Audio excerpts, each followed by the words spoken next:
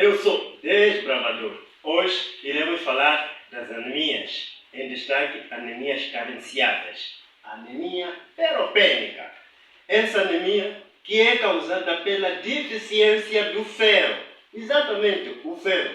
Este elemento é muito importantíssimo na formação do sangue, em especial os glóbulos vermelhos, os tais chamados os eritrócitos. Esse elemento ferro, ele é consumido na dieta, ou seja, o organismo obtém esse elemento através da dieta alimentar. Então, quais são os alimentos que contêm ferro? Exatamente, nós encontramos os alimentos de origem animal, por exemplo, o caso de leite, o caso da carne, do fígado, né? E podemos encontrar também alimentos de origem vegetal, que são o feijão, a espinafre, podemos encontrar lá o ferro.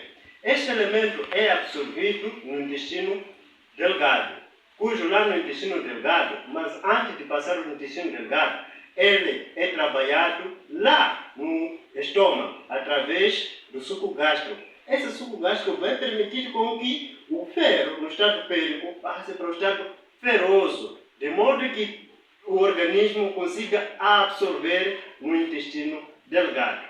Após ele ser absorvido no intestino delgado, ele será transportado por uma outra proteína chamada ferritina, que vai diretamente para a medula óssea, onde vai desempenhar a sua função, que é a formação de células sanguíneas, em destaque os eritrócitos.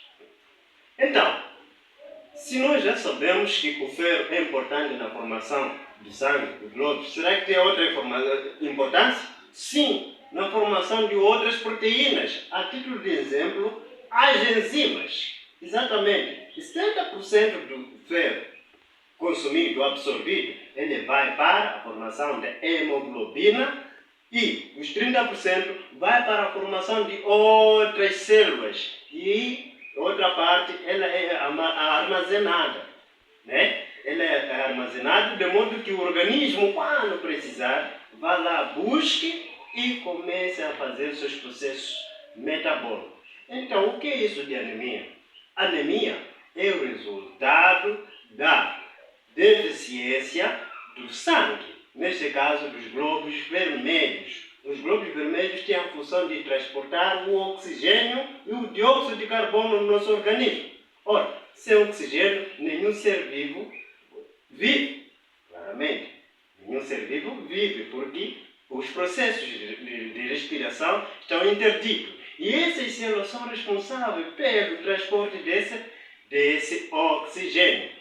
Então, o dióxido de carbono, em concentrações elevadas no nosso sangue, vai provocar uma doença chamada acidose respiratória. Essa acidose respiratória é o resultado de acúmulo de dióxido de carbono no nosso sangue. Olha que o pH do nosso sangue é muito restrito às oscilações, que varia de 7,3 a 7,4, ou por outra, é uma unidade. Esse pH do nosso sangue, então ele não pode variar. Se haver muita concentração de dióxido de carbono, praticamente aumenta íons de hidrogênios de forma muito excessiva.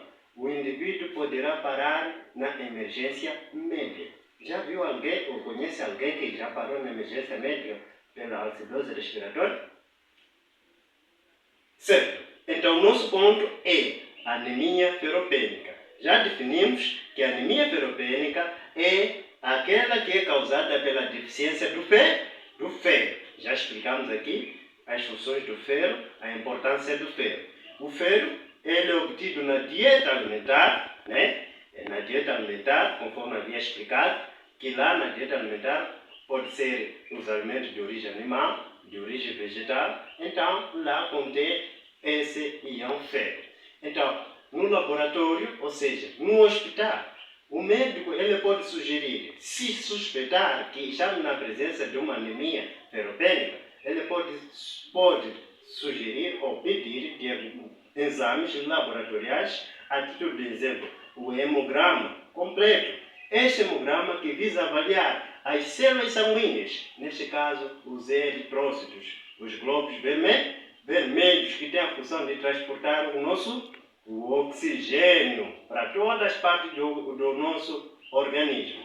Então, para além desse hemograma completo, existe um outro exame, chamado exame bioquímico, que visa buscar, avaliar e quantificar a quantidade do ferro no nosso organismo. Se o ferro está em pequenas quantidades, então não há formação da hemoglobina. Referir que a hemoglobina é uma proteína conjugada pela globina e grupo M. Esse grupo M exclusivamente do íon ferro no seu estado ferroso. Né? É que esse ferro irá suportar as 4 cadeias da hemoglobina, de modo que esse seja capaz de captar o oxigênio e também seja capaz de captar o dióxido de carbono. Então, para o dia de hoje, a aula ficou. Qualquer dúvida, entre em contato, deixa seu comentário, deixa seu like, de modo que o canal cresça e tenhamos mais conteúdos. Obrigado.